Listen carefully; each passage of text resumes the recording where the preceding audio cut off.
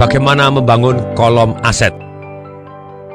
Hal yang terbaik soal uang adalah ia bekerja 24 jam sehari dan dapat bekerja untuk beberapa generasi. Begitu uang masuk ke dalam aset saya, ia menjadi karyawan saya dan tidak saya biarkan keluar.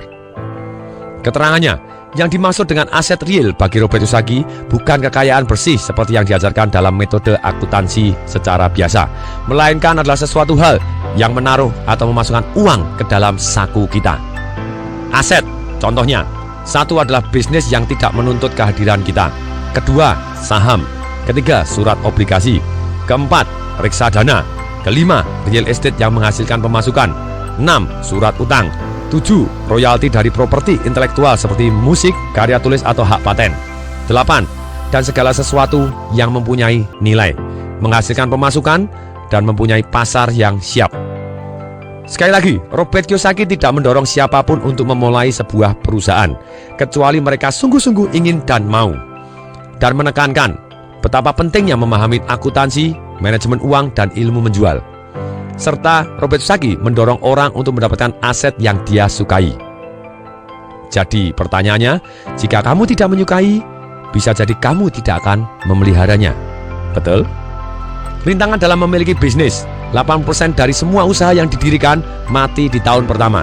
Sisanya yang 20% yang hidup di tahun pertama tadi, 80%-nya mati di 4 tahun berikutnya. Jadi dalam 5 tahun pertama hanya tinggal 4% yang hidup.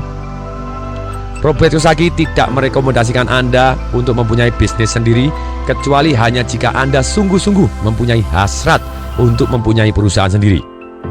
Yang dimaksudkan Robert Kiyosaki untuk urus dan jalankan bisnis Anda sendiri adalah membangun dan menjaga kolom aset Anda agar tetap kokoh.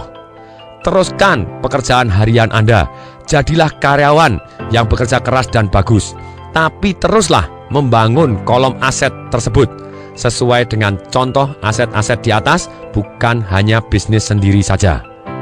Masih ada yang lain, saham, reksadana, real estate yang menguntungkan, royalti, kemudian ceritanya Anda mempunyai bisnis yang jalan ataupun apapun yang menghasilkan uang tanpa Anda harus terlibat. Ketika arus kas Anda tumbuh, Anda dapat membeli beberapa barang mewah. Perbedaan penting adalah di sini. Orang kaya membeli barang mewah belakangan, bukan prioritas utama. Sementara orang miskin dan kelas menengah cenderung mereka membeli barang mewah terlebih dahulu atau menjadi prioritas pertama. Orang miskin dan kelas menengah seringkali membeli barang mewah seperti rumah besar, berlian, pakaian dari bulu binatang, perhiasan, kapal pesiar, karena mereka ingin kelihatan kaya.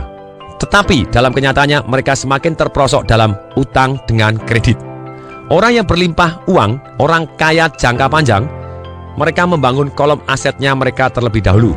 Kemudian pemasukan yang dihasilkan dari kolom aset mereka pakai untuk memberi barang mewah.